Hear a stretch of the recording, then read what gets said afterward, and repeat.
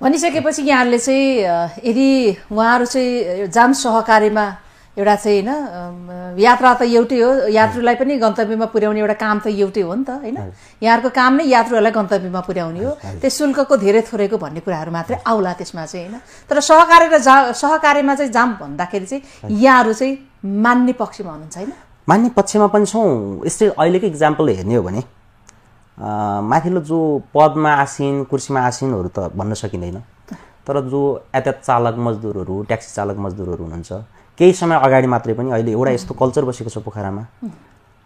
हुनुहुन्छ केही साथीभाइहरू हुनुहुन्छ ट्याक्सी चालकहरू हुनुहुन्छ जो राइडरहरूसँगै सहकारी गरेर राइड सेयरिङ गरेर तपाईँहरूले सकेको तपाईँहरूले चलाउनुहोस्, हामीले सकेको हामीले चलाउँछौँ, सेयर पनि गरौँ, आफ्नो दुःख पीडाहरू सेयर गरौँ, राइडहरू सेयर गरौँ, यात्रुहरूलाई जतापट्टि सहज हुन्छ त्यो अवस्था सिर्जना गरेर हामीले सहकारी गरेर जाउँ भनेर इन्डिभिजुअली आउनुभएको अधिकांश ट्याक्सी चालकहरू पनि हुनुहुन्छ हामीसँग त्यस्तो इक्जाम्पल पनि छ पोखराको केसमा।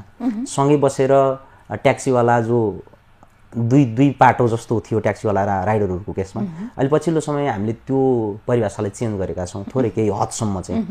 अहिले सँगै राइडरहरू राइड सेयरिङ गर्ने राइडरहरू र ट्याक्सी चालकहरू सँगै बसेर पोखरामा यात्रुहरूलाई सहज तरिकाले उहाँहरूको यात्रामा सहजता ल्याउने काम पनि भइरहेको छ पोखरामा। यहाँहरूको विषयमा प्रदेश सरकारले एउटा निर्देशिका पनि जारी गरेको थियो हैन?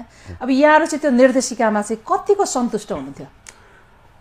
पहिलो अर्थले त हामी यस अर्थले सन्तुष्ट छौँ र स्वागत गर्न चाहन्छौँ। पहिलो अर्थले हाम्रो माग नै कानुनित रूपमा एउटा कानुन निर्माण गरौँ, नियमावली तर्जुमा गरौँ भन्ने टाइपको थियो हाम्रो पहिलो सोच, पहिलो माग। हाम्रो फर्स्ट प्रायोरिटी त्यो भएको हिसाबले हामी गण्डकी प्रदेश राइड सेयरिङ कार्यविधिलाई वेलकम गर्न चाहन्थ्यौँ, गरेका छौँ। केही समयको लागि होल्ड भएको अर्थले पनि हामी अझै पनि यसरी स्वागत गर्छौँ। त्यो भित्र भएका नियमावलीका कुराहरू भोलि प्र्याक्टिसमा जाँदै गर्दा युज हुँदै गर्दाखेरि अहिलेसम्म प्र्याक्टिसमा आइसकेको छैन, नयाँ कानुन हो, नयाँ नियम हो। त्यो भएर भोलि प्र्याक्टिसमा जाँदै गर्दाखेरि कहाँनिर अभाव खड्किन्छ, कहाँनिर कुनै नयाँ चिजको आवश्यकताको महसुस हुन्छ, त्यो कुराहरू संशोधन गरेर लैजाने भन्ने कुराहरू त तफसिलका कुराहरू हुन्। अहिले तत्कालको लागि चाहिँ हामीले गण्डकी प्रदेश राइड सेयरिङ कार्यविधिलाई चाहिँ पोखरेलदेहरूको तर्फबाट चाहिँ हामी स्वागत गर्छौँ।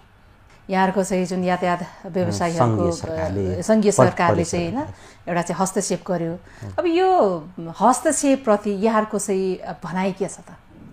हामी एकदमै खेद प्रकट गर्छौँ केन्द्रीय सरकारलाई। प्रदेश सरकारप्रति हाम्रो अझै पनि हार्दिक आभार छौँ, हामी आभारी छौँ।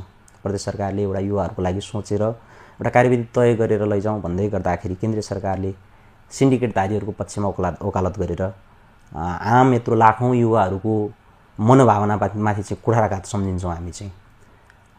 यत्रो हजारौँ लाखौँ युवाहरूले रोजीरोटी गर्ने अवसर, एउटा रोजगारीको अवसर पाउँदै गर्दाखेरि न त सरकार आफू यत्रो लाखौँ बेरोजगार युवाहरूलाई रोजगारीको अवसर सिर्जना गर्छ, हामी आफैले वैकल्पिक रूपमा चाहिँ एक किसिमको कल्चर स्थापित गरेर हामी आफै नै एउटा रोजगारीको अवसर सिर्जना गरौँ, लाखौँ युवाहरूलाई बेरोजगार युवाहरूलाई रोजगारीको अवसर सिर्जना गरौँ, जीविकोपार्जन गर्ने माहौल बनाऊ, रोजीरोटीको एउटा माहौल बनाऊ भन्दै गर्दाखेरि आज प्रदेश सरकारले हामीलाई त्यो हाम्रो आवाजमा साथ दिएर एउटा कार्यविधि तय गर्दै गर्दाखेरि केन्द्रीय सरकारले सोझो हस्तक्षेपमा सिन्डिकेटधारीहरूको पक्षमा वकालत गरेर हाम्रो कार्यविधिलाई केही समय होल्ड गरेको छ।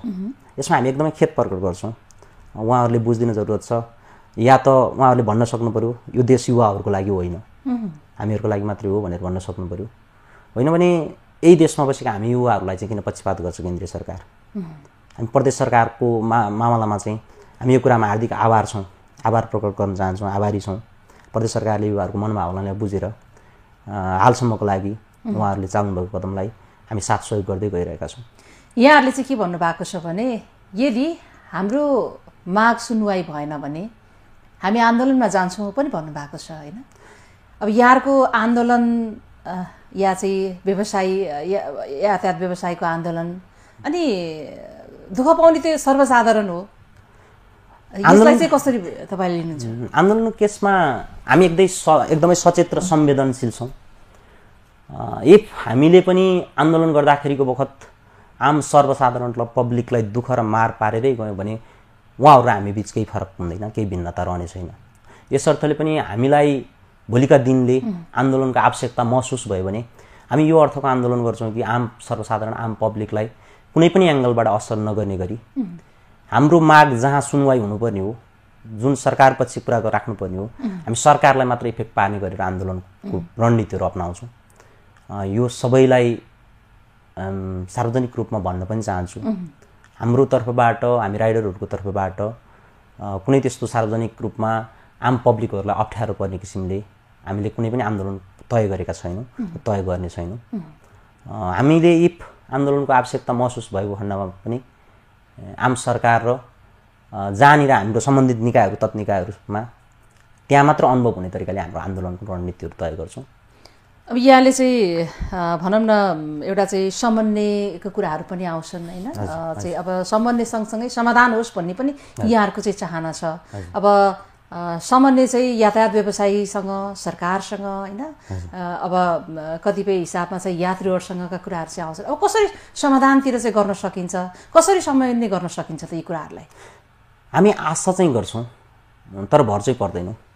किन भन्दा हामीलाई थाहा छ यातायात व्यवसायहरूको दशकौँ लामो यो सिन्डिकेट केही हदसम्म भए पनि हामीले तोडेर जान खोजेको अवस्थामा उहाँहरूलाई यो पाच्य त हुँदै हुँदैन हामी बुझ्छौँ। तर आशा गरेका छौँ, अझै पनि आशा राख्छौँ, साथ सहयोग र सहकार्य गरेर जाउँ भन्ने आशा नै राख्छौँ। केही समय अगाडि यो सिन्डिकेट तोडिँदै गर्दाखेरि, यो सिन्डिकेटहरू फालिँदै गर्दाखेरि, जबदेखि उखेलेर फालिँदै गर्दाखेरि अहिले त झनै केन्द्रीय सरकारले तिनै सिन्डिकेटधारीहरूको पक्षमा रहेर वकालत गरेर उहाँहरूकै पक्षमा पक्षपोषण गरिराख्नु भएको छ। यस अर्थले पनि हामी आश चाहिँ राख्छौँ, भर चाहिँ पर्दैनौँ। पछिल्लो क्रममा चाहिँ यात्रुहरूको चाहिँ कतिको साथ र सहयोग पाउनु भएको छ? अधिकांश यात्रुहरू हाम्रो साथमा हुनुहुन्छ, अधिकांश पब्लिक सर्वसाधारणहरू हाम्रो साथमा हुनुहुन्छ। केही पब्लिक केही सर्वसाधारणहरूलाई यो गलत अफवाहले अलिकति असर पारेको छ। हामी आह्वान गर्न चाहन्छौँ, हामी यहीँबाट क्षमा प्रार्थी पनि छौँ। केही त्यस्ता अभद्र अमर्यादित किसिमका राइडरहरूले गर्दा समग्र राइड सेयरिङ व्यवस्थामाथि गलत नजिर नबसोस्। हामी यो कुरामा पनि संवेदनशील र सचेत छौँ। आम सर्वसाधारण उपभोक्ताहरूलाई सम्भव भएसम्म जेन्युन राइडर पहिचान गरेर अनलाइनको थ्रुबाट यात्रा गर्नुभयो भने तपाईँहरूलाई यो ठगिने लुटिने अवस्था सिर्जना हुँदैन। यो कुराहरूमा थोरै सर्वसाधारणहरू पनि सचेत हुन जरुरत छ। यहाँ कुनै सम्बन्धित निकाय, त्यस्तो सम्बन्धित निकाय छैन जसले अहिलेको लागि यो सम्पूर्ण राइडरहरूलाई नियमन गरोस्। हामी इन्डिभिजुअल्ली व्यक्तिगत रूपमा हामी आफैले केही कोसिसहरू गरेका छौँ। यो हाम्रो मात्र कोसिसले हुँदैन। आम सर्वसाधारणहरू आफ्नो ठाउँबाट, आफ्नो क्षेत्रबाट पनि तपाईँहरूले पनि उत्तिकै सचेत हुन जरुरत छ। तपाईँहरूको साथ सहयोग पनि चाहिन्छ भन्न चाहन्छु हामी।